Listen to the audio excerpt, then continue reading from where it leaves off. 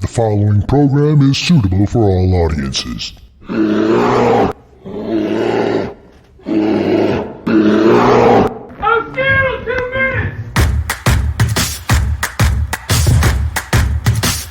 make this hard work take it off. Let's cut it loose, ball out, let's put a lot of freaking points up on the board. Let's go. Every day we improve, right? Yep.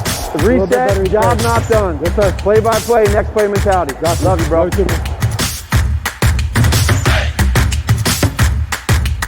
I want you to take a second to think about everything every one of you gave up to be in this position right here. I don't care what you did, you had to give something else to have this opportunity. So take advantage of it tonight. Play ball like you love it. Here we go.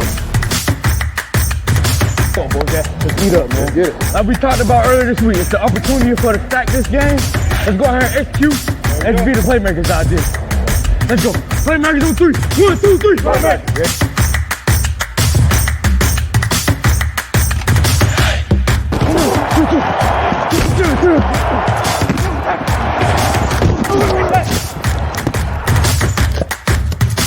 I'm going to challenge you right now for greatness. Yes, sir. You got me? Yes, sir. You take this thing over right now. Yes, sir. All right, here we go. Trubisky throwing left side of the end zone. Catch is made. Touchdown Bears. Attaboy! Attaboy! Great job. Snap. Trubisky throws the slant right. Robinson's in the end zone. Touchdown. A well-executed drive puts the Bears in front. Come on, boys. Keep it out. D-Lo, got a run, bro.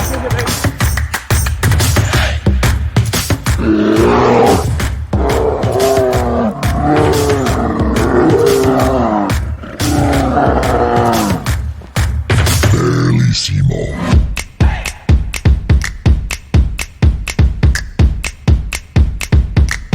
And what I learned from Coach Belichick was real simple. Be flexible within your personnel. Don't try to shove round pegs into square holes. Figure out what you have. Let them play to their strengths. Don't sit in a meeting and tell me what you don't have in a player. Don't tell me they can't do a certain thing. Tell me what they can do, and then we'll figure out as coaches, because that's our job, how we can use that. That's our responsibility. Everybody has something they can do. How many cast-offs you see around the league that end up on another team? Everyone says, wow, how'd they get that out of them? Maybe they just weren't closing their eyes to what they could do. Okay? We have to, as a coaching staff, when we get assembled, we have to make sure we're sitting down, we're patient with our players, we fully evaluate them, we find out what they can do to be an asset, and that we're not foolish enough to not use that. Well, you have to figure out really where you're at as leaders, and then throughout the week, like you don't change much. You understand that there's some things that you got to change schematically. I think that's where there might be some minor changes here or there. That's adapting to where you're at. But this is just all about motivation. This is all about people caring, and this is all about us in tough times relying on one another. We completely know where we want to be. We completely know wherever our city wants to be. A tale of two coaches. One, Joe Judge, hired by the New York Giants with the philosophy of making sure your players are capable of doing what you're asking them to do. And another coach, Matt Nagy, embattled after losing his third straight game and trying to figure out what it is he wants his players to do, or maybe forcing them to do something that they're incapable of doing. That's the premise George Bayliss, Bearlissimo, will start our show with, and we'll have a lot more to talk about. My name is Aldo Gandia, and Bearlissimo, congratulations on the reviews for show number 1. A lot of people like to hear what you've got to say. Let's say some more. No, it's great, and I'm very thankful to everyone who left a message and congratulations and words of what they liked, and some words that, things that they think I could do a little bit better, like maybe slow down just a touch when I'm going on a bit of a rant. So that's taken in hand. The quotes that we heard there really, for me, sum up the difference between a successful franchise that Judge has come from, sustained success. And the only way you can sustain success is by being flexible to what your guys can do. Coach Nagy, obviously coming from a coaching tree with sustained success of to a level, although no Super Bowls, but trying to sort of impose his will and maybe mould everything in his image rather than just saying, okay, what do we have? What chess pieces do we have? And changing the way he plays, what he's going to do with the pieces in terms of how it fits with his system. What can we do? What can't we do based upon what the guys can do? Where does it accentuate their strengths best? Where does it cover up their weaknesses? I've seen a lack of that certainly last year. Bit of a regression, bit of a sort of getting stuck in his playbook and maybe not looking at what's around him and trying to find something that works rather than just sort of analysing it in terms of what do you have personnel, what can they do well, how can I put them in that situation. So that was the difference that I really wanted to start the show off with, because the most recent hire that we have that I'm sure we're going to come on to me doesn't suggest that he's going to be putting down the playbook, that he's going to be calling the plays, and that is a pause for concern for me, in that, as we discussed last week in episode 1, that there were some things that Nagy was missing on the sideline when he had his head down in that playbook and play sheets, that he was missing in terms of the flow of the game, what was going on situationally, and he got a little bit lost with that sometimes. I don't see the most recent hire as something that's going to get him out of that malaise, if you will. So what were your thoughts on that, Aldo? Well, I just got distracted here because over the wires we got news here that Brad Childress has told Cleveland.com that he will not be returning as the Bears' senior offensive assistant coach, and that he is planning on retiring but might go to Cleveland if Kevin Stefanski, the new head coach there, calls for assistance. So let me ask you what your thoughts are on that, and then I will answer your question. Well, I mean, I think clearly there's a Vikings connection there in terms of the two guys. I'm not sure what he added, and maybe that leads to some of the disenfranchisement that Childress has in that quote. To me, that's how I read it and how I'm perceiving it. To me, it sounds like someone sort of, what am I doing here? What value am I actually adding? And looking at a guy that he, maybe has had some hand in the formation of who he is as a coach, has had some hand in that, and he wants to help out a new head coach with some of those head coaching issues that he's going to face in his infancy as a head coach. So that's what it sounds like to me in terms of that move and that come and get me plea, which is what it sounds like. He's got no interest in staying with the Bears, and I can understand, if he was saying things to Nagy last year that were getting lost either in translation or to deaf ears. Why would you continue at his age and what he's been through personally, in the last sort of 5-10 years? The guy has been there, seen it, done it, doesn't necessarily need to get the Bears t-shirt. So that's the way I'm seeing that quote. So I'm not sure how you took it, but I mean, that for me is why Childress would rather step away at the Bears, but also issue that come and get me plea. Yeah, I'm with you. I mean, it just begs more questions as to what is happening in the coach's room. Was Nagy listening to Childress and working in a positive fashion with the veteran coach of the NFL, or as you said, was his advice falling on deaf ears? We know certainly that Childress probably wasn't being listened to when it came down to the run game, because he's got a history of running the ball effectively as a coach in his many years in the NFL. So I just think it's a troubling sign of what could potentially be happening over at Hallis Hall. And then as for Bill Lazar, Matt Nagy is going to retain his play calling responsibilities, according to Jeff Dickerson over at ESPN. So you got to wonder, what's the value of Bill Lazar joining the team as offensive coordinator? And because it just seemed like one of the problems in 2019 was the play calling. And your selection for those opening sound bites at the beginning of the show just are point to the fact that Nagy is very stubborn when it comes down to this is what's working, running out of the eye, even passing out of the eye, the numbers were good, as opposed to what isn't working, his RPOs and more modern offense that just wasn't working with the personnel. I'd love for you to expound more on, what it is that Joe Judge said and why is it, what other examples can you cite that Matt Nagy is being stubborn-headed in his approach to coaching the Chicago Bears? Yeah, I mean, certainly there is a number of things that come to mind.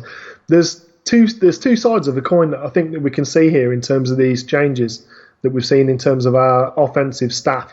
The turnover that we've got there. We've got the brag side, which is sort of the more positive. Let's look at it positively. What can we get? What can we glean from this? And that's the relationships that Nagy has with these coaches and the philosophical sort of similarities that we have. I mean, obviously Castillo, just the other two. Well, I'm just trying to have gone blank again. There was the other coach as well. There was Castillo and the tight ends coach. I'm losing his name, Aldo, if you can help me out with it. Yeah, I've lost it too. Let me look it up real quick. Anyway, the tight ends coach. Gilbride. That's right. No, Gilbride's the one that's gone. There's the guy that we've just got, isn't there? But let's not worry about the name. I'm sure it will come to me or someone will say it in the chat. But we'll come on from that. Those two guys, obviously from the same system, the Reed Tree, familiarity with Nagy, working with him. Laser, which is how I believe it's pronounced, Bill Laser, he obviously has some sort of similar stops that he's been to. I mean, Philadelphia Eagles, he was actually there under Chip Kelly, which is why a lot of people have talked about his RPO stuff that he was running at Cincinnati. Well, actually, I think a lot of that actually comes from Chip Kelly and the Oregon offense in terms of those RPOs that he's run with some success at Cincinnati and the Dolphins to a lesser extent. But I think that sort of similarity, I mean, that to me smacks of, we've just had a coach who was in Mark Helfrich that was a Chip Kelly RPO based running game and what he brought to the offense specifically that Nagy wanted him to come in for. Yes. Laser kind of, it smacks to me of being sort of a different guy but a similar philosophy and a similar approach to it. Obviously, I've not gone at great detail as to his running scheme at Cincinnati. Just haven't had the time to go through it. But moderate success at lesser teams, I've got to say, it just smacks of being uninspiring. The flip side of the coin, the negative side of the coin, the negative side of the coin, to coin a pun, to me is the fact that all of these coaches that we've now employed were out of coaching last year. So that might be that they were working on self-development and improvement, and we were looking at what they could learn in terms of new schemes and how they could apply it, and they were maturing themselves as coaches. But these are all very experienced guys that we've brought in. So the positive side of the coin, the working relationship with Nagy, that really gives him no excuses now in terms of, well, the coaches couldn't get them to do what I wanted them to do because they didn't know the system and I had to teach them that. That excuse is now gone. These guys are extremely experienced. They know the system. They know the offense. And there is no excuse now for anything along those lines, any argument for Nagy in that way. Little bit concerned. Laser, the possibility is, as someone who is a former offensive coordinator, can he take some of the responsibilities of the day-to-day head coach stuff? In other words, coach, we've just had a challenge, a play that could be challenged. We need to run a play quick. Coach, we need to get X, Y, and Z. So-and-so's hurt. That communication. There's a possibility that that's going to be part of what his role is. My interest with it is, where is he going to be sat? Because Helfrich was up in the booth, which is basically just someone calling out the coverages and the alignments that he's seeing from the eye in the sky to Nagy. Now, if Laser is only going to do that, I'm not sure how we improve in terms of, as a head coach, coaching, the game flow, the game management side of head coaching, the personnel side of it, the motivation, no issues at all with that with Nagy. I think he's a good motivator. The play calling, The lack of situational awareness, I wonder if sometimes that's because he was so busy trying to get calls in under 25 seconds and dealing with all the noise that he wasn't able to think about field position, what we've done, what fronts they're showing, whether they've had any people that have gone out injured and things like that. So I think maybe that was some of the reasons why he was having issues with play calling. But those excuses now are gone. Yeah, they are totally gone, and he needs to start showing results again. So we'll see. I mean, Hart 4803 says that Nagy hired guys who won't challenge his authority, and he's getting a lot of people agreeing with that sentiment. Is that something that you think that perhaps Nagy is doing, or is he just trying to find coaches that share his philosophy so that he can better implement what he's thinking, and that is his prerogative and maybe right to do so? Yeah, I mean that's the double-sided coin I've just referred to in a nutshell. In essence, I mean the one side to look at it is about that sort of marriage of coaching philosophies, styles, experience, the scheme itself, the skills that are required. I mean, obviously Castillo is someone who's taught West Coast offensive linemen to Pro Bowl and Hall of Fame level in some cases. So there's not much that he can't really teach people in terms of skill sets to meet this style of offense. Certainly if his coaching skills are anything like the coaching clinic that I've seen of him, which was over an hour in length, he's an excellent details coach and fundamentals coach in this type of blocking that's going to be required in this scheme. It remains to be seen. Obviously, I'm not sure. Clancy Barone was the tight ends coach whose name escapes me. Yes, that's it. Clancy Barone. Obviously, he has worked with Castillo, has worked with Nagy, the similarity with the offense, has coached tight ends to Pro Bowl and potential future Hall of Fame and some Hall of Famers level. So there's no reason why, in terms of fundamentals, which is what we were sometimes, in fact, on the offensive line, it was what we were lacking most often, other than consistency.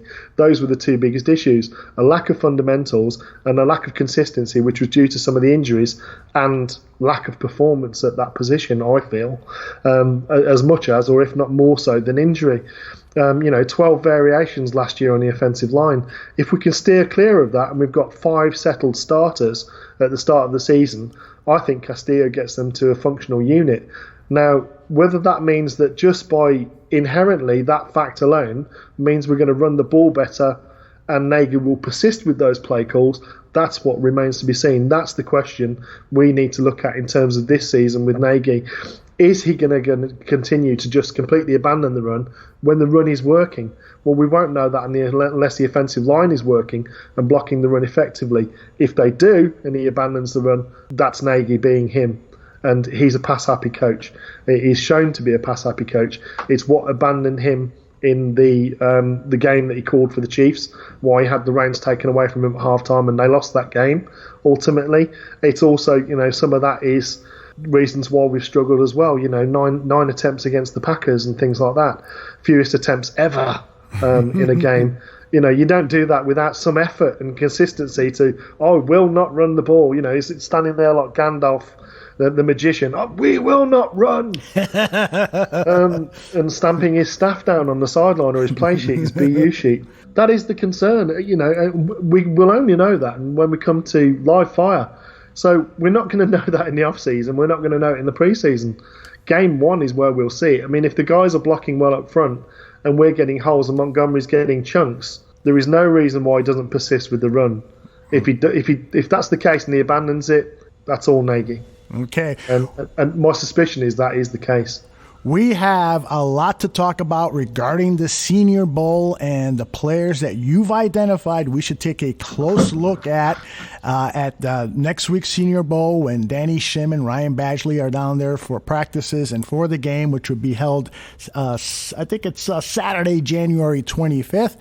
And hopefully you'll be, all of our listeners will be checking out our Senior Bowl coverage that week of the 20th. We'll be down there for practices and getting player interviews with scouts, and we'll have our full schedule out in a few days regarding that. And Bearlissimo, who unfortunately can't be there, though, is doing all of the work in terms of scouting these players. And like I said, he's identified 29 players for us to talk about. And I want to begin at the quarterback position. Last week, Bearlissimo identified some potential free agents that perhaps Ryan Pace and Bears management should look at. And you got a feeling that, they have to sign a free agent because they've only got one quarterback signed for the 2020 season. That's Mitch Trubisky. And he's not going to be ready if he does go through with offseason surgery. He's not going to be throwing balls at OTA. So they're going to pick up some quarterbacks. The one Senior Bowl player that you've identified as somebody that the Bears should take a close look at is Anthony Gordon. Tell me why you like Gordon, and I'm assuming that you didn't have Jalen Hurts on your list because you're assuming he'll be gone before he's selected, or is it someone that you don't like? Jalen Hurts is a case of we know what he is. He's had experience starting obviously at Bama and Oklahoma, so we know what his limitations are. For me, he's not a quarterback I would even consider in the second round. Personally, that's my belief, and that's based upon his ability to read defenses. He gets paralysed at times. They roll him out a lot of the time because it's half-field reads. So if we want to move on from Mitch's weaknesses, we're not going to do it by having a quarterback who has the same weaknesses and same strengths. Yes, the skill sets are similar. They can both throw the ball. They're both very good with their legs. Jalen Hurts more so, even more of a threat than Trubisky.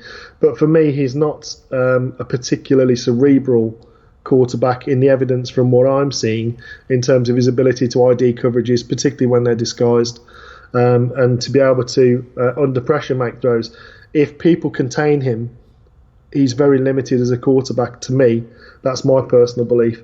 The other guys that are going to be there, sort of Herbert and Love, I think are going to be long gone before we have an opportunity to even think about moving up into the end of the first round. If we were going to move up for a quarterback, that's where we'd be targeting. I think both Herbert and Jordan Love of Utah State, both very good quarterbacks, certainly would fit what we need, have the size and have the speed to be able to run the system that we run.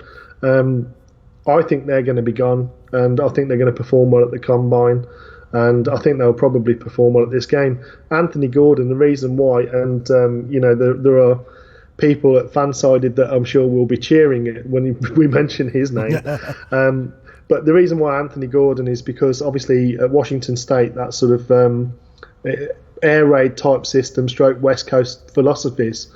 So Gordon has a lot of the experience that we need to run that system. The only concern is with Gordon is 1 year of starting, which obviously is the concern that we had with Mitch. But if we're looking at second round, it's not so much of an issue. If you look just purely at stats, if you're a stats person, you will look at him and you will see the amount of attempts, how few interceptions in relation to those attempts, and just the sheer production in terms of yards, downfield air yards, and also the actual touchdown rates that he's getting in that system. A lot of that is scheme with them, but what I like about Anthony Gordon is he's able to do everything with the ball in terms of what you want a quarterback to do. So if you want him to throw a timing route where he's having to take some off it, put it wider, throw to a spot, he can do that. If you need him to put some arch on the ball, so it's coming down to a spot for the receiver to run under it, he can do that. If you need him to gun the ball, he can do that. If you want him to throw off platform, he can do that. And he is a real threat with his legs. So he's got everything we need, but he's also got full field reads in his scheme. There's sometimes where it's, one read, two read, that's it, half field looks, that sort of thing. But Washington State ran a lot of offense where it was everyone's got legitimate routes, and you can see him when he's looking downfield. He's looking middle, looking left, checking the safety, checking the linebacker, checking the corner, going back to the his first read to see if that's come open yet. He's able to look people off. He's able to do everything we really need. The concerns are obviously the lack of starting experience. Can he take a snap under centre? What's he like when he takes a snap under centre? And this is what we need you to look at the Senior Bowl for us. Obviously, in terms of with better offensive weapons, does he spread the ball around more? Or is he looking and staring down people when he's got sort of tighter coverage windows to throw into? So those are the things I'm interested about with Gordon. Is he going to trust the reads and just throw it and rip it? Or is he going to sort of wait to see if people are open and then throw it, which I saw less of that in his time at Washington State than I did a guy who was decisive and knew where he was going to go with the ball and would even look people off and buy time in the pocket. That's what I like about him specifically as a as an option. Montez at Colorado got some consideration, but for me, the arm strength isn't there. I'm not sure whether he's got an issue with hand size. Potentially that might be the case. But, big physical specimen, just not for me. I've watched him in a few games. Obviously, Colorado are not a great team and we're often outmatched. But I didn't see a lot that sort of made me think, we need to take a look at this guy. There is another guy I would like us to take a look at, but he's not going to be at the Senior Bowl. But we'll come on to that later, I'm sure. Now, you mentioned that the Gordon had only one season as a starter, and that is correct. He succeeded Gardner Minshew. And do you place any value in the fact that Minshew had success as a low-round draft pick in the NFL coming from that system, and that despite the fact that Gordon saw probably less than half of the starts Minshew saw in college, that he could also kind of carry that torch forward of making a successful transition to the NFL? Absolutely. I mean, Minshew started longer than he did, but when he came in, he broke a lot of the single season records that Minshew previously held. So for me, definitely his skills are transferable. Definitely they're at a similar or potentially even better level than Minshew in terms of arm strength. He's probably a bit quicker than Minshew in terms of running speed. So definitely his skills are equally as transferable. Whether it translates to immediate success is based upon what the offence are going to call for that player. So in other words, working to their skills. This is the issue we have with Nagy, is if Nagy thinks that Gordon is a fit with terms of, what he does, what the offence he worked in, that's transferable to this. That scheme, that concept is similar to this concept that we run. If he sees that, that's the type of quarterbacks he's going to look at. So when we're looking at quarterback prospects, I'm not necessarily looking at guys that I think are better QBs. I'm looking at guys that potentially would fit what I think it is that Nagy wants them to do. And I think Gordon definitely has those attributes and would be someone that he would potentially be looking at. Remains to be seen, but I'm interested to see how he does at the Senior Bowl with better receivers and better cornerbacks. My only concern is at the Senior Bowl, in the game, he's not going to have time to throw because the defensive line at the Senior Bowl is outmatching the offensive line talent that's there. Tooch has just brought up Cole McDonald, and while he is not he's not scheduled to be at the Senior Bowl, Tooch mentioned that you are a big fan of Cole McDonald. Incredibly so. Yeah, I mean, Mark Schofield have been talking about him. We're actually going to speak about Cole McDonald next week. So surprise, surprise, Aldo, you didn't even know this yet. Mark's agreed to do a segment looking at quarterbacks specifically in this draft with me to be able to record that Thursday this week. We'll be looking at quarterbacks. In specifically, Mark Schofield did a section where he looked at Cole McDonald, and what he broke down was sort of two very similar scheme plays where the defense ran the same coverage, and the first time he got the read wrong. Now Hawaii runs a hurry up offense. There's no chance for him to get to the sideline. There's no helmet to helmet communication because they're away. It's obviously the play call comes in by signal. And then he's got to actually sort of analyse and dissect and read. And the second time he makes the correct read so fast, he rips the ball and it goes off for a massive gain. And that's sort of two plays in succession, one after the other. One time he gets the read wrong and throws to the wrong spot. Second time he goes to the right spot. He shows the ability to learn on the fly. He's rapid as a runner for a quarterback of his size, and he has a lot of size. So 6'4", 220, and he's quick. Last year he had a 76-yard touchdown, I think it was, in one of the games. You don't get a 76-yard touchdown in the Pac-12 or that conference without having some serious speed, which he does. But for me, he's probably the closest thing in terms of arm talent to Mahomes. He might be one of the closest guys to that, other than sort of like Eason and Herbert, who have probably got two of the biggest arms in this draft in terms of arm strength. But Cole McDonald is definitely up there, but he throws with great touch and timing and anticipation. His deep ball is a thing of beauty. It really is.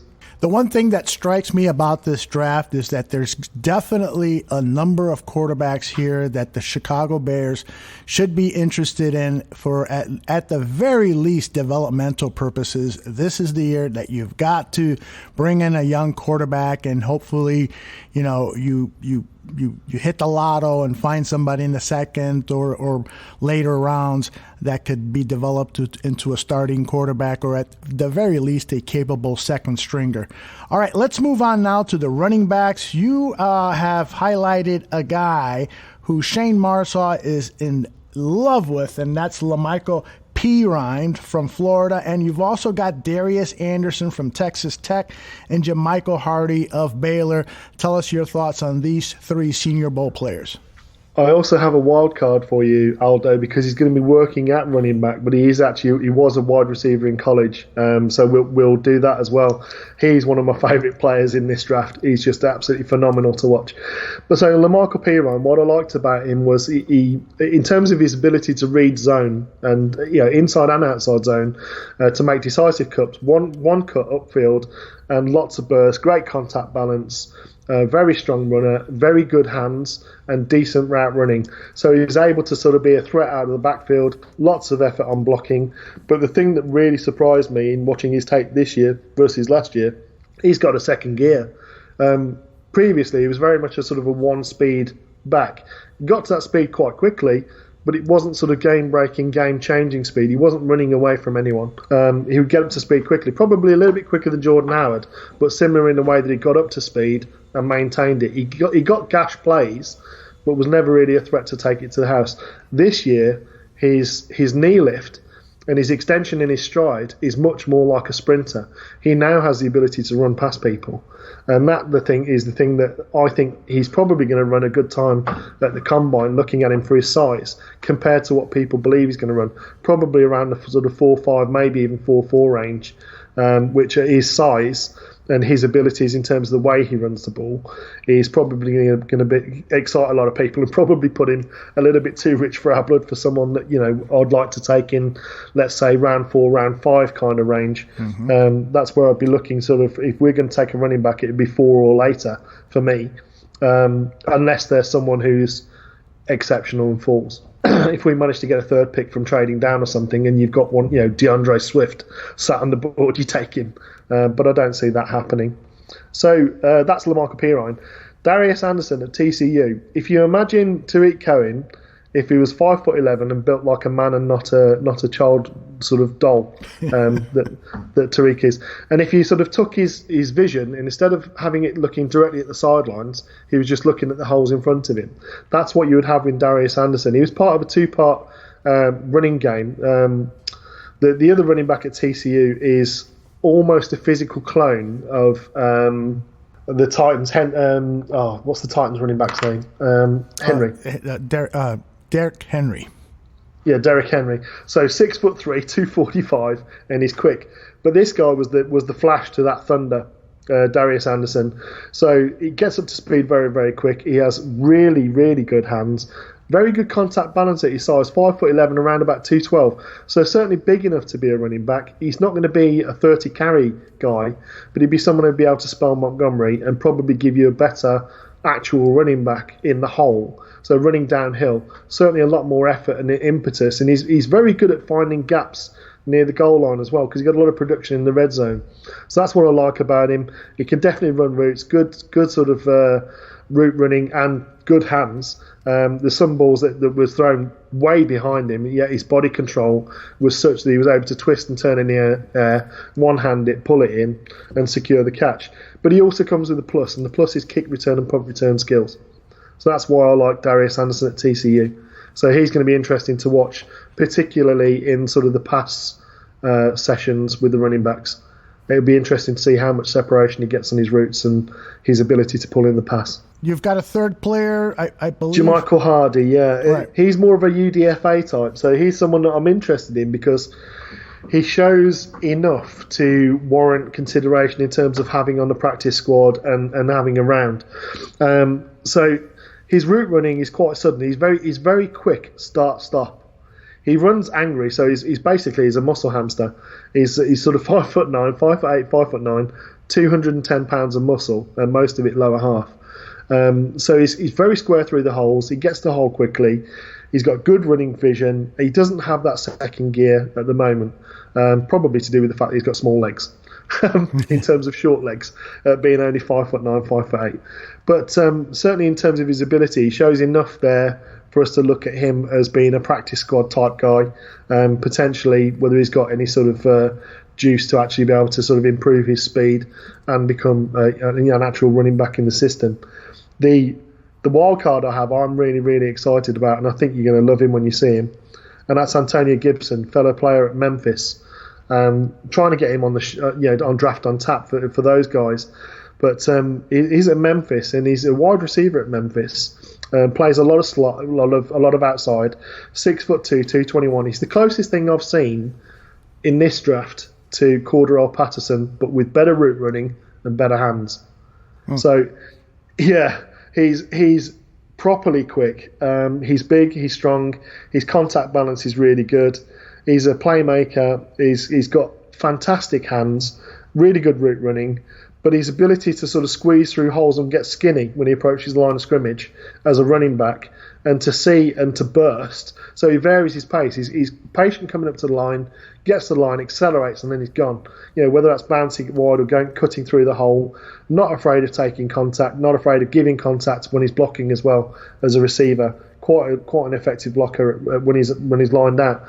But for me, that would be a piece that Nagy would look at him and think, oh my God, there's so many players I want to run with this guy, because he's a real threat every single time he gets the ball, and he gives you kick return, punt return skills as well.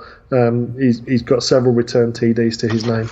So that's a guy I'm very excited about. Speed could be in the cards for the Chicago Bears at the running back position and wide receiver position, and wide receiver is where we go to now. You've got, you've got Devin Duvernay from Texas, Denzel Mims from Baylor, and Michael Pittman Jr., USC, and KJ Hill from Ohio State. Let's go through those four guys one by one. So we've got a bit of a mix and match at wide receiver.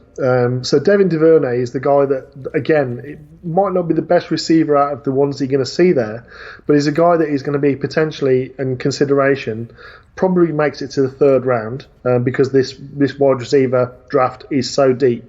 So he might even be there third or fourth round potentially. He may go higher depending upon what sort of speed he runs at the combine. But this is, if you imagine Randall Cobb, that wide receiver, knack of getting open, yards after the catch monster, and can run out of the backfield, can run the wildcat, can run from slot, can run from wide, great hands, just has a knack for getting open against the zone as well. So he's an absolute yak monster. He's got great hands and he's quick. So when he gets the ball, he's a threat to take it to house every single time he gets it. Denzel Mims is the guy that I've liked for a long time. 6'3", 215 pounds, and he's a sprinter. But he's not built like a sprinter. He's long and lean. He's got sort of a very wide catch radius, great body control, but he is a real legitimate deep speed threat. Down the field, incredible body control and reacting to when the ball is not necessarily completely accurate when it's thrown deep to him. He's going to go up and come down with it. He's very quick off the line of scrimmage. Very good yak. He's got good start-stop ability for his height. So in other words, when he gets into the open field, he's able to make cuts, he's able to stop, he's able to go again, accelerate again, set people up and make them look silly. So he's going to be a guy I think you're going to see make a lot of plays downfield. Kind of like a taller Terry McLaurin from last year. I'm sure you remember him from last year. Absolutely, yes. A guy who's surprised with how fast he was. Mm-hmm. I think you're going to see that from Denzel Mims. Pittman Jr. isn't as fast, but has a lot of the same type skills.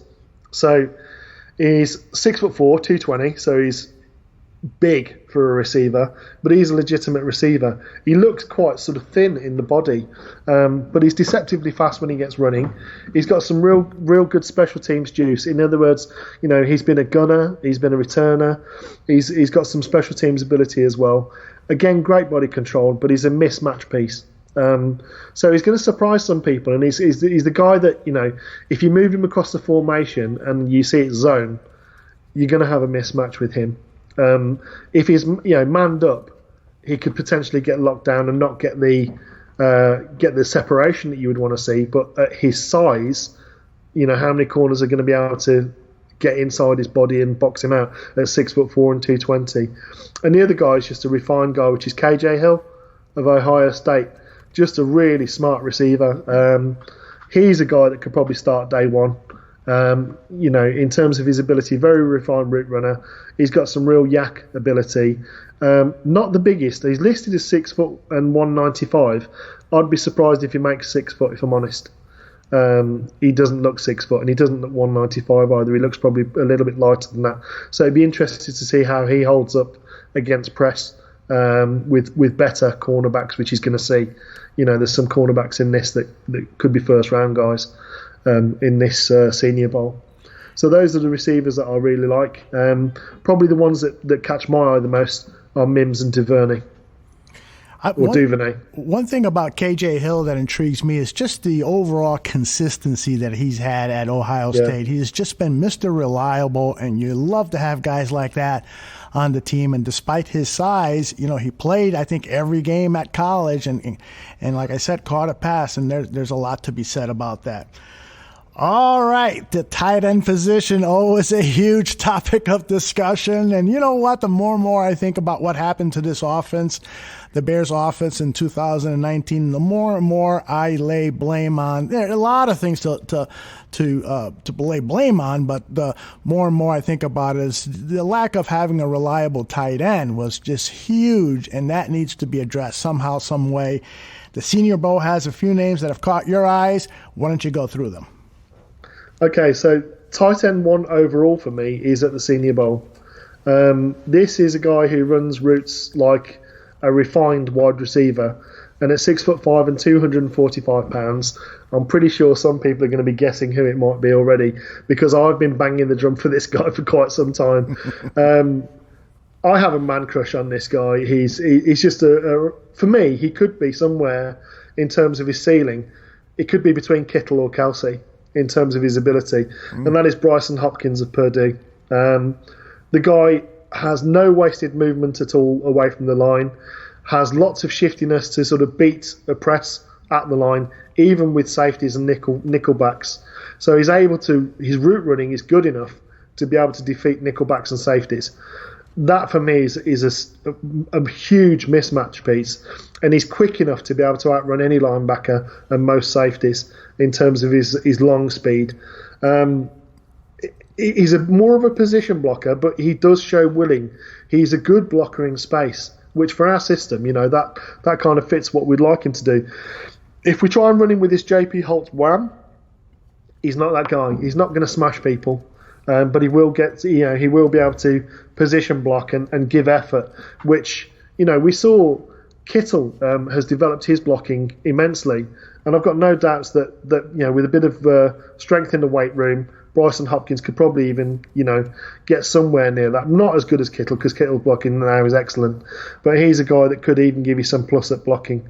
The second guy I'll have that in the Senior Bowl is Harrison Bryant. He's sort of lower down on my list.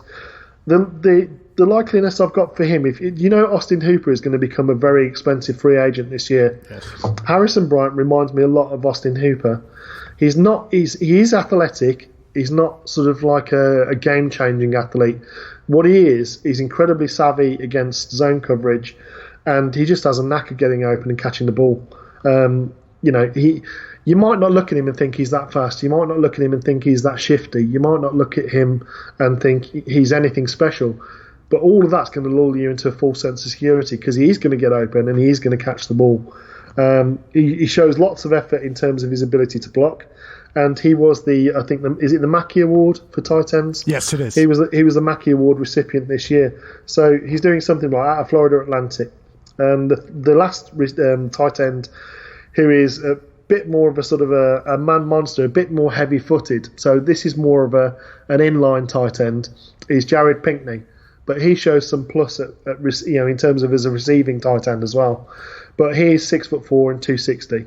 So he is much closer to being probably the closest thing to Y that you will see at the Senior Bowl out of the tight ends that are there. There are a couple of specialist blocking tight ends there, but I'm not sure what they're going to offer in terms of receiving skills. He looks a lot slower when he's running, but he will. What I love about him is when he does catch the ball, he wants to punish people. So whereas we saw, Bambi at tight end from the second round out of Ashland, Shaheen, Jared Pinkney is not that. Jared Pinkney's got someone who will catch the ball. He'll look the defender square in his eyes, and he'll lower his pads and try and run through him or over him, or if he has to, absolutely around him. But he's very good with play action as well. He's very crafty at selling blocks and then releasing. So that's what I like about Pinkney. I also want to take a close look at this kid from Dayton, Adam Troutman. Do you know anything at all about him? Because I've heard some interesting things about him. I just simply can't find any tape on him. But I mean, if Jim Nagy, the guy who runs the Senior Bowl, is a fan of him, exactly, you're going to have to take him seriously. But for me, I've got hives already thinking about it. In terms of, there's a slight panic attack forming already, Aldo, that Ryan Pace falls in love with him and takes him in the second round. No. Yeah, that would just literally, I would have the heebie-jeebies, and I would likely smash some TVs if that happens on draft day. Particularly if a Hopkins is there and we take a Troutman, that's going to be. I can't even imagine it. I don't think that'll happen. But the little I know about Troutman is he had 70 catches, 916 yards, and 14 touchdowns. This again at Dayton.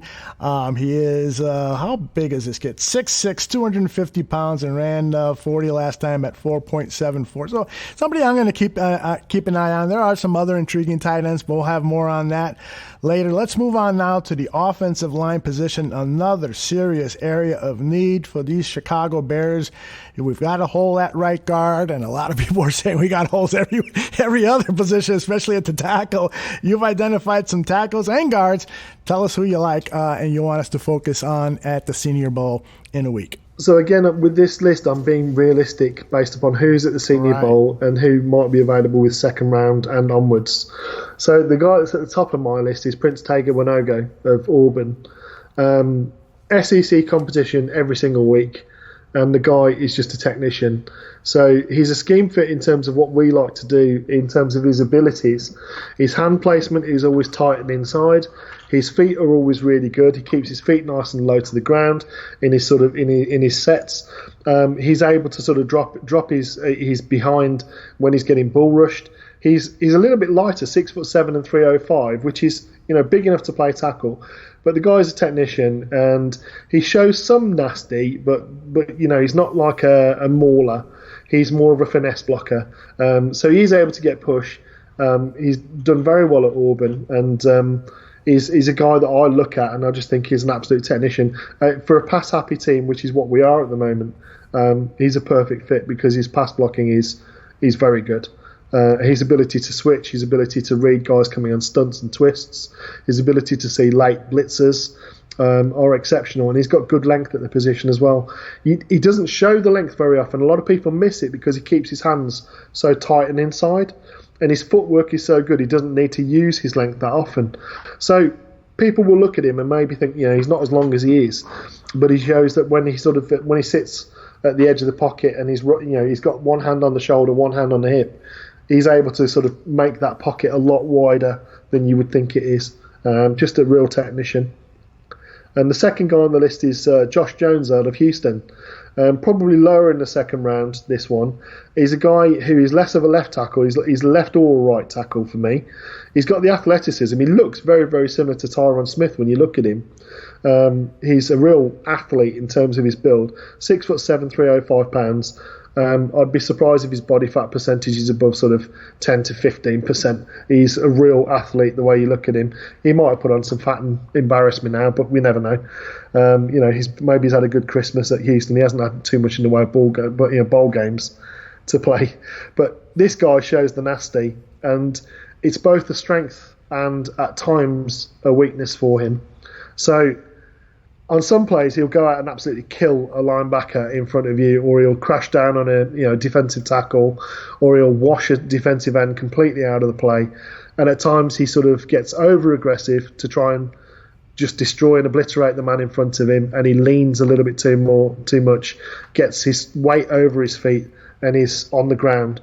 So that's something he needs to work on. But when I'm thinking about these guys, I'm thinking about Coach Castillo working with these guys. So He's got the athleticism as a plus. We'll be able to play on the left or the right. If you want to start him day one at right tackle, you'd be able to do that. Left tackle, he might need a little bit more work, but certainly he would have way more nastiness than what we have at left tackle at the moment, and way more push in the run game than what we have at left tackle at the moment. But that said, I could probably play left tackle for the Bears and get more push. All right, turning our attention to the guards. Who do you like there? I've got 3 more tackles. I'm sorry. No, that's fine. I've got three more tackles for you who will be later round picks. So Trey Adams, you're looking at sort of round 2 to 3. That's the Washington tackle. The concerns with him are injury. So does his injury report look? Is he okay and clear? Does he stay? Does he leave any sets because he looks hurt? So in other words, does he play soft or does he play through? Any boo-boos that he might receive. Right. Trying to find PC words that I can use at this time of the day. He's very good in pass pro. He uses his length really well. 6'8" and 310 pounds. He doesn't play like a 6'8" lineman though, because very often 6'8" linemen, as we saw with Lucas, bend from the waist and they're sort of very top heavy and lean over the feet. Don't get their behind nice and low. But Trey Adams shows the ability to be able to bend his knees rather than his waist, to drop his behind, and to keep his shoulders nice and square and up. So he shows some positive traits in terms of that. He's a good run blocker, not an excellent run blocker, but he's a plus in terms of he's more of a left tackle than a right. Next guy is Hakeem Adeniji, who some people are calling a guard. Right. I think that's going to depend upon his arm length. This guy I really like. He's really nasty, but he plays under control. Kansas Jayhawk, if anyone wants to go and look at his tape. Played both left and right tackle, and also played guard for them. So there's versatility in terms of you be able to get him in and put him in multiple positions potentially. He's good, very sound blocker. He's got great feet, great hip sinks them nice and low, keeps his hands inside. He's very good technically. Doesn't look spectacular, but he's a good player for me. And the last one is Matt Pert, who I know that Shane has also seen and has questioned toughness, but I don't see that on tape. He's played, again, both left and right tackle. I see him as a right tackle only at the NFL. He does have good feet, good strength. He's able to move people. He does show some nastiness in wanting to get people, not only block them and drive them off the ball, but get them on their back. The concerns are that he was doing that against lower levels of competition at Connecticut. But those are the tackles. And then you've got Tremaine Ankrum, who is the right tackle, who will probably be moved to the guard position. Yeah, Tremaine Ankrum, for me, in terms of his skill set and his ability, he's a good tackle. Mm-hmm. The only concern is that 6'2", around about 300 pounds. So that's the only concern with him, is that his arm length might be a little bit on the short side. But for me, he's very much a technician. So he's able to shift his feet. Very athletic offensive lineman.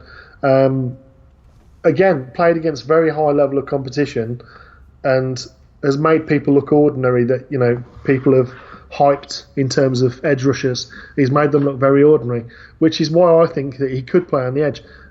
It's just a case of whether other coaches feel that they want to do that given his length. Certainly in college, he was able to play tackle and play well. I don't know whether at the Senior Bowl they're going to play him at tackle or guard, but that'll be interesting to see if they shift him inside to guard for length. I think at guard he will struggle against the defensive linemen that are going to meet the Senior Bowl. That would be detrimental to me if they play him at guard at the Senior Bowl. Just doesn't have the mass, I don't think, to stand up against Javon Kinlaw or that right, Lakey Fotu, people like that. They're just going to. They're going to toss him like a rag doll, unfortunately. Yeah, I saw him. I ran a mock just recently, and I picked him up in the 7th round because I think he's going to fall that far because of those questions as to where he can potentially play in the NFL. But he's still an intriguing player and one of the guys I'm going to be taking a close look at down in Mobile. Let's move over to the guards, where you've got Ben Bretson from Michigan, Shane Lemieux from Oregon, and John Simpson from Clemson. Give us your thoughts. So all three are earth movers, is the only way you would describe them. So they're not as good technically as a Quentin Nelson in terms of his ability to pass block and his feet, But all of these guys, Lemieux probably is the most athletic of those three, if I'm being honest. But Bredesen, Lemieux, and Simpson are all guys that if they get their hands out on you, you're dead. As a defensive tackle or a linebacker, if those guys get their hands on you, the best you can hope for is a stalemate, and that's one-on-one. So in a zone system where they're going to be doubling, do they show? This is what I would like you to look at. Do they show the footwork to be able to sort of kiss block and get off to the next level? Can they pull? Do they look athletic when they pull? Are they slow and ponderous with that first step from their pivot? Is their first step slow? Because that's what we're going to need to see with these guys to fit our system. They're going to have to be guys who can pull well, who are going to have good lateral agility, and are going to be able to sort of switch off blocks and get to the next level. So that's what we need to look at for those guys. But in terms of run blocking and strength, just sheer strength, it's going to be really interesting to watch. I'm interested to see how they do with the quicker guys on the interior. So if you can keep an eye when they're matched up against smaller defensive tackles, or the better of the defensive tackles, if they do lateral movement, can they handle it? Because that's what we're going to have at guard.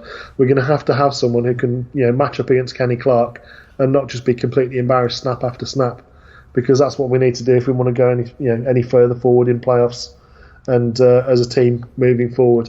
Yeah, it's great to be able to run the ball. They're going to have to be able to pass block as well. Yeah, and I'd love to see somebody with an attitude added to that offensive line. I think meanness is something that lacks in that offensive line, and that's something that can always help a team that's struggling. You get a player like a Kyle Long in there who is whipping some butt and getting guys fired up. That is always key. But not just a guy with an attitude, but a guy that can play with an attitude. That's the key. All right. Yeah. Did you cover everybody there? Should we move on to the edge position? Yeah, that's everyone at guard. We can move on to edge. All right, and this, I think, is a high priority with this team because my gut feel is that Leonard Floyd, they're either going to restructure his contract, which I don't think his agent is going to want to do because he knows that he's going to find a taker there, that somebody is going to pay Leonard Floyd $12 to $15 million a year because of his versatility at the outside, and there's always going to be a coaching staff that will say, I can turn this guy into a legit pass rusher. And I think that the Bears might, if they're in love with any of these edge players, and they can supplement an edge player, a draft pickup, along with a veteran free agent who you talked about some possibilities on last week's show, then, we could see a whole new a roster change at that outside linebacker position to supplement Khalil Mack. Your thoughts on these edge players from the Senior Bowl? The guys at the Senior Bowl, I have some reservations. That there are quite a few names that are of interest, but a lot of them sort of played hand in the dirt ends, and it's about whether they can stand up from a 2-point and get good burst off the line, but also be able to drop into that short flat zone, or be able to carry a tight end, because potentially at times they're going to be asked to do that. So some of the guys are going to be more naturally fit to that style than others. But in terms of pass rush ability, there are a number of guys that have shown ability to get to the quarterback and some pass rush chops. There are also some guys that are technicians at the position, but are not going to wow you with athleticism. So there are some guys that are going to look great in their pads. It's about whether they show that sort of urgency and speed off the line every single snap. You might see it in the one-on-one pass rush drills, and you might be wowed by people in the pass rush drill. I want you to not get seduced by that, Aldo. Promise me you're not going to get seduced by that, because what I want to see in the game is that they are able, snap after snap, to go at the same speed. Because that's what we're going to need these guys to go. In the one-on-one pass rush drills, you'll see everything at 100%, but are you going to see that same consistent level of rush time after time after time? And we're only going to see that when it comes to the game. So, when they're sort of running offense against each other, running offense against defense, 11 on 11. So it'd be interesting more to watch that. Yes, by all means, watch the pass rush drills, be excited, but don't be seduced by it, because it's about whether these guys can do it in the 11 on 11.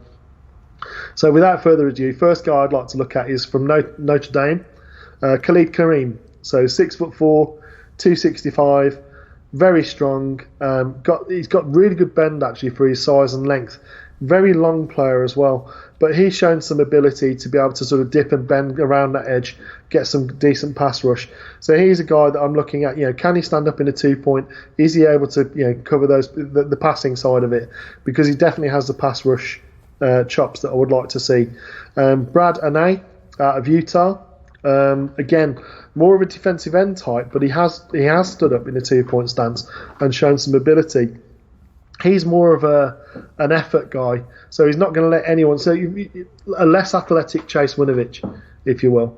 So he's not going to let anyone rest. No one's going to get an easy rep against him.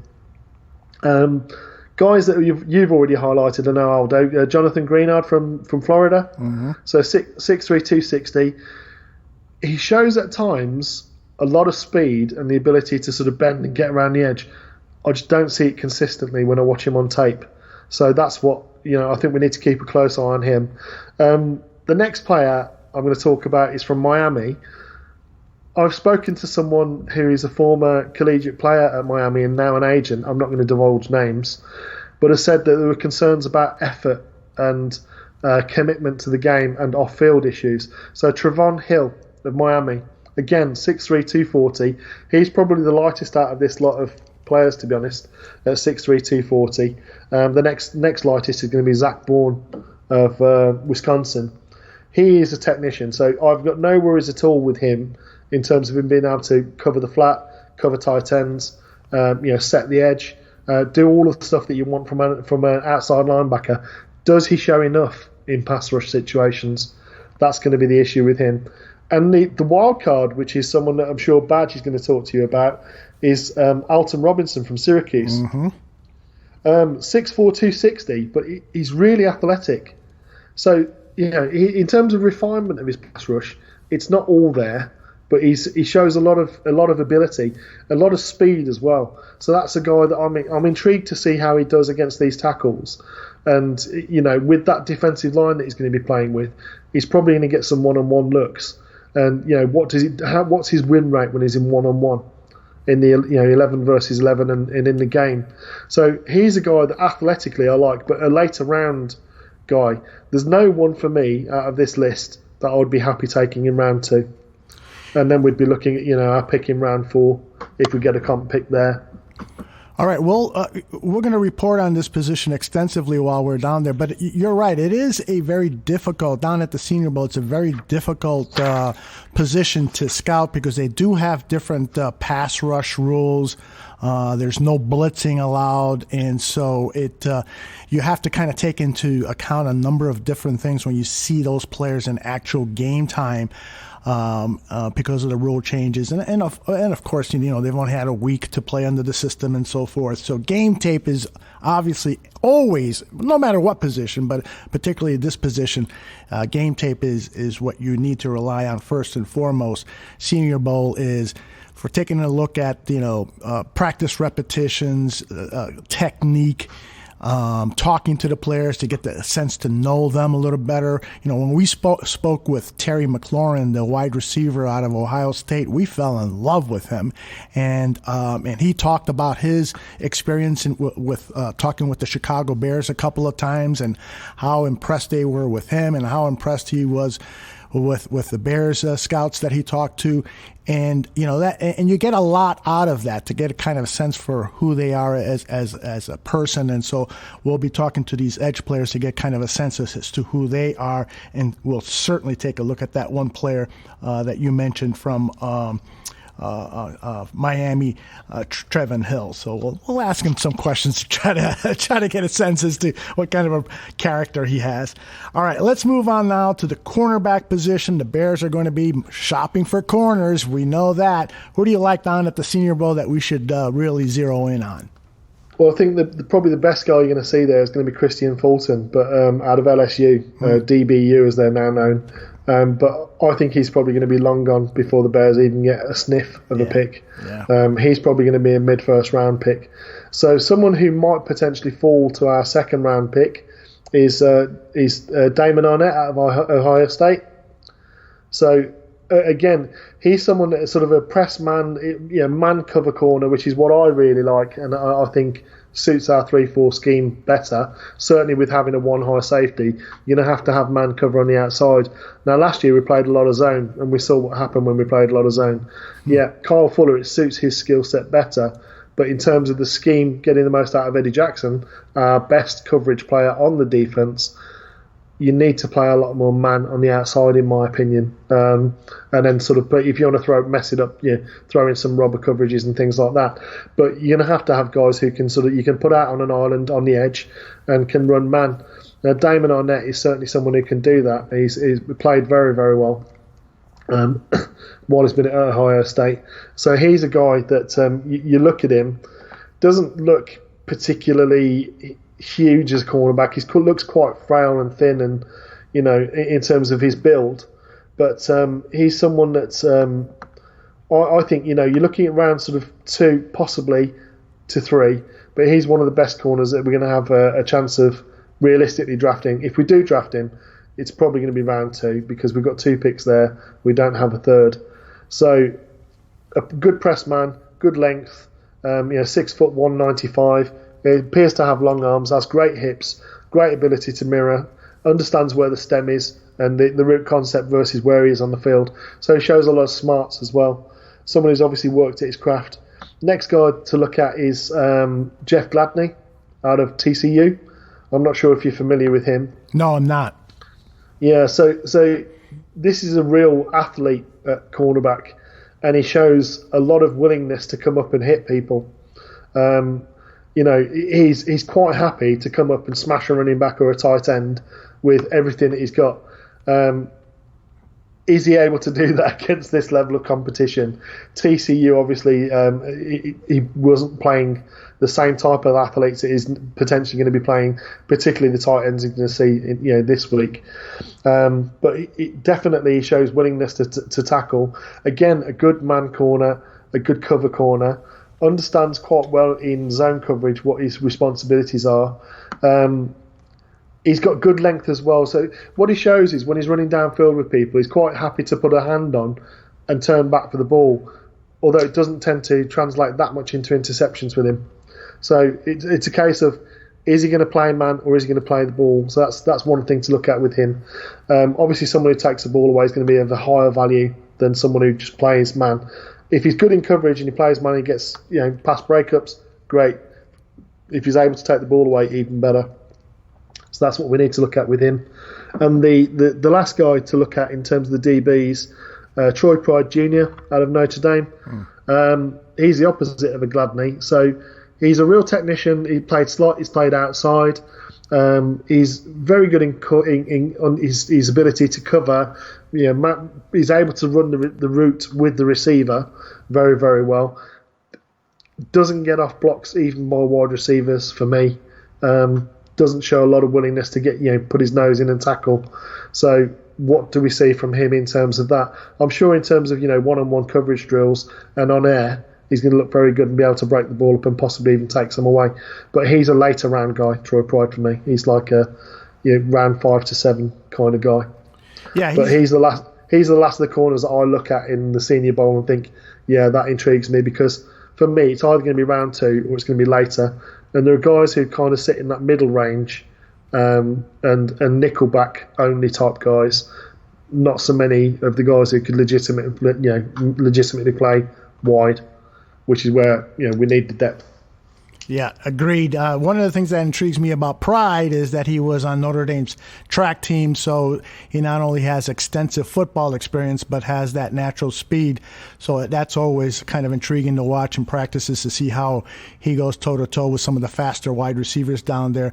I'll throw out another name at you, and I haven't seen any tape on him, but just based on some research that I've done, the small school cornerback, Georgia Southern, Kendall Vildor. And again, the reason he intrigues me is because Ryan Pace always likes to prove that he's the smartest man in the room, and he'll go find somebody nobody's ever heard of. Kendall Vildor, small school guy who played very well against that level competition. We'll see how he does against the big boys down at Mobile, and we report back to you on him. All right. So he's probably going to win the trash talk competition. That's right. Yeah. As he's someone who likes to get in people's faces and sort of let them know he's there. Yes. He's 5'11" and 190, so maybe he's one of those sort of yap dogs that gets in people's faces. A lot of bark. In terms of teams that he's played and done, bearing in mind, massively the underdog and against much better athletes, is LSU and Minnesota. Didn't shy away from those guys at all. Obviously, Georgia Southern got an absolute kicking from LSU, but as you'd expect, everyone did, including yesterday. Yes. So, but yeah, I mean, definitely he's able to run with people. His overconfidence sometimes gets him into trouble in terms of he's a little bit overhandsy. So he likes to get his hands on, he likes to grab, he likes to, annoy people, basically. He's that guy, the one that bites at your heels. He's that type of cornerback. So, I mean, yeah, definitely in terms of, you're going to hear him probably above everybody, I've no doubt. In terms of his ability to cover, he's going to be able to show him one-on-one drills. And any time he breaks the ball up, you're going to hear he'll be the loudest guy on the field, most likely. Yeah. So, yeah, definitely lots of personality. He's a guy that like I say, he's shows ability, but can he tone it down and sort of accept that he's going to be a rookie? That's going to be interesting to see. He's not going to shy away against any of the wide receivers, but it'd be interesting to see how he does against the bigger guys. We will definitely be looking for the trash talker down there and get a microphone in front of him. All right. Oh, yeah, he's going to be a great interview, I've no doubt. Yeah, I'm looking forward to that. All right, you've got a handful of nickel strong safety hybrid type guys, and including one guy with a great nickname. Why don't you take us through these final players? Yeah, well, the nickname is one that I've affectionately given him, so it's going to be interesting to see how it applies. But this guy, I love. He's just an absolute missile on the field. I'm sure Josh Woods, if we're able to get him on, might be able to tell us about him and extol his virtues. But so that will give you a clue as to which school it is. It's out of Maryland. Antoine, as I like to call him, Rabid Doug Brooks Jr. So when you watch him on tape, I kid you not, he when he hits, people have been hit, but it's clean. So he comes in, he leads with the shoulder, and he absolutely demolishes people. The guy is 5'11" and 215 pounds. He hits like a 230, 240 pound guy. He's an absolute monster. In terms of his ability to cover, is his speed going to be quick enough to be able to cover faster wide receivers from the nickel? That's going to be what we need to keep an eye on and keep a look out for. But in terms of his ability to stay square, drop back in zone, very good zone defender. He's able to come off his man and go to the next guy and sort of read where the threats are coming from. He seems to be very smart. But what I love about him, and particularly, as I've given his name, the guy just loves to hit. And that we're going to need to see that. I mean, what we ideally want is someone who can play coverage, can do the coverage side of things, but he's going to be the guy that wants to be in the box up against. And he shows a lot of ability in terms of coming off the edge as well. I think it was 19 tackles for loss in his career from safety. So, yeah, you don't get that in the backfield that often, right. Unless you're someone who really wants to be there. And he shows that. I mean, I've seen him take on pulling guards at 5'11" and 215 pound. He's the guy that would put Charles Leno on his ass on the first day of practice. Wow. If he was on the Bears, no doubt. He's that kind of guy. So a player I absolutely love. Probably a later round guy as well. So we're looking sort of later rounds with Antoine Brooks Jr. So maybe some from our fifth round kind of value. Fifth round onwards. If he runs slower, obviously that will put him further down that draft board. But in terms of, is he a football player? Yes, he is. I encourage everyone to go and look at his tape because the guy is just an enforcer. As for his size particularly, you look at him, he's a real compact, hard hitter and shows a lot of effort in terms of doing that. Loves just being up and around the ball, which is what we need. Absolutely. We'll be keeping a close eye on him. All right, moving on to Jared Maiden from Alabama. Alabama, yeah, I'm sure Shane's going to know all about him. for everything I've seen, sort of suggests he's going to be there, sort of 5th, 7th round. Again, as you'd expect from Alabama, a very good technician in terms of his understanding of what the defense does, what his role in the defense is, and how to execute that. In terms of how athletic is he, at times he shows that he's really quick, and other times he looks a little bit heavy-footed, a little bit sort of slow to react. So it's going to be interesting to see how he does in terms of coverage drills. He's very good in zone. I want to see how he is in man. Didn't get a lot of looks in man at Alabama from his position, although he did come down and play nickel sometimes he played safety. He's certainly fast enough to stay with any tight end, most tight ends and running backs. He needs to show a little bit more strength against tight ends and running backs when they get to the stem. So in other words, you get a tight end, they come out of their route, they'll give you a good shove when they get to the top of their stem to get a bit of separation. Normally within that sort of 0 to 5 yard range, where they're going to run an out or a slant, or they're just going to sit. So how does he react against those tight ends in terms of when they're going to be physical with him? That's going to be interesting to see. Next one is from Utah, Terrell Burgess, 6'1", possibly. That's what he's listed at. 6 foot, 188. So a little bit on the smaller side, but he doesn't play like it. He's a guy, again, who's played some nickel, played some strong safety at Utah. Very good defense. They're very well drilled. They're very well schemed. He understands exactly what the defense is trying to take away. And he looks like, to me, a guy who studies the tape because he's very quick to react. At his size, he's a very good hitter, and he shows some ability to sort of mask and disguise his coverage intentions and play the rubber. So he looks like more of a cerebral, strong safety, but he does show the willingness to hit and come up and hit people. And then the last one, who is probably a later round stroke priority free agent type guy, is Brian Cole II out of Mississippi State. He's likely to be a later round guy. The Draft Network doesn't even appear to have him listed on their big board. But 6'2", 210, and an athlete. Has played nickelback in the SEC. Has played strong safety in the SEC. He's very good in zone. Shows the ability to, again, be able to read the field, know where threats could be coming into his zone from, and switch. Shows a little bit of a lack of speed, so it's going to be interesting to see how he looks in, those man-on-man coverage drills. So if you could keep an eye on that, but he does have some positive ability when he's close to the line of scrimmage in blitzing situations. So you won't see that at the Senior Bowl because there's no blitzing, but he shows some ability to be able to do that. So he's a guy that's of interest to me. Surprised you don't have the kid from Notre Dame, Gilman, on your list here. Any particular reason why? Have you looked at the tape and been displeased about him? No, it's not. It's not a case of that. It's just I see more of a sort of a cover two stroke deep safety rather than a strong safety type nickel kind of safety. So those are guys I've looked at because I think that frees up Eddie. Certainly in terms of ability to play as like a cover two type safety. Yeah, no issues at all. Their defensive secondary, Notre Dame was very good, I thought, generally speaking. The Gilman, wasn't it, you said? Yes, Alohi Gilman. Yeah. So he's like I say, he's a good player. I'm not seeing too much of him because I've not really focused on him because, like I say, it's someone that I've seen as being sort of further back in that sort of deep half or deep safety. Right.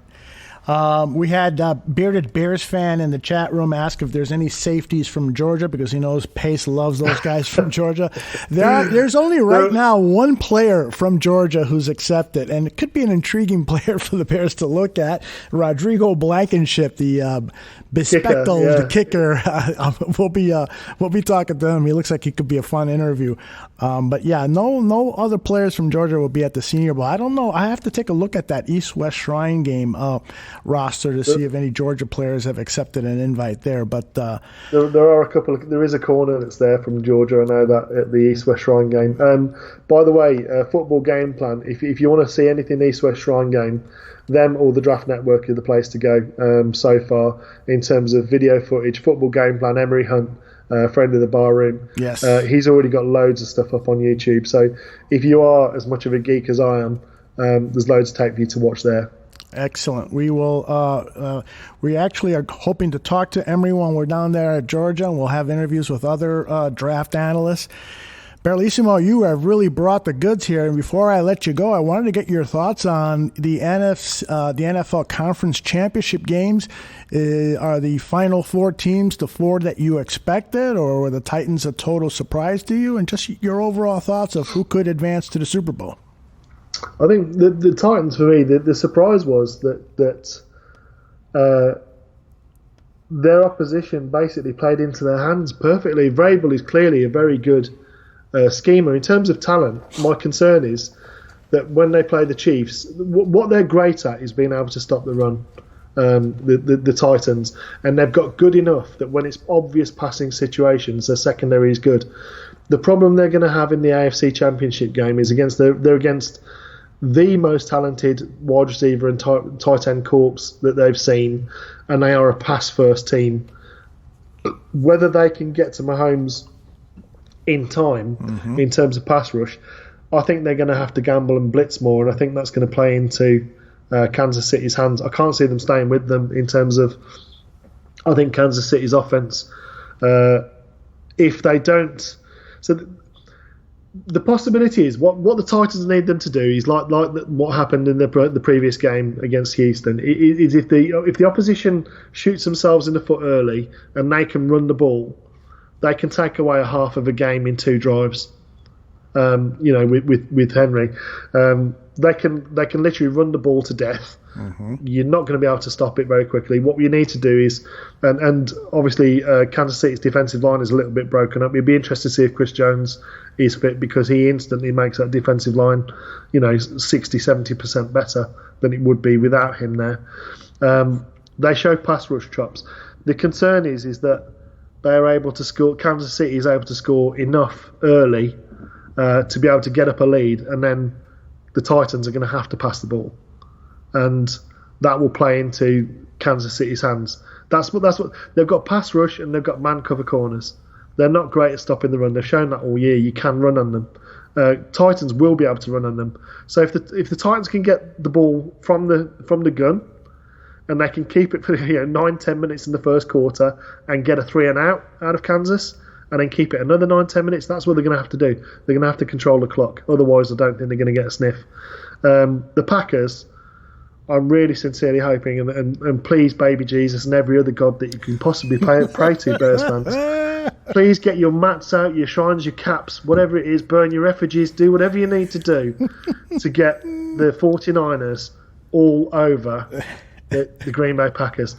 Get your buddy, your huggy buddy referee, cuddle him nice and tight, whisper sweet nothings to him, tweet complimentary things to all the referees you can possibly see in NFL officiating all week long, and say, you've done a really good job so far. It would just be nice to see you be a little bit less green and gold-eyed when it comes to the NFC Championship game. I think the 49ers are going to, if I'm being honest, I think their defense is too good for the Packers won't be able to run on them. And if the Packers aren't able to run on them, that's going to make it a really tough day, because Bosa is going to get home, DeForest Buckner's going to get home, Armstead's going to get home. They've just got too much juice up front, I think, for Green Bay.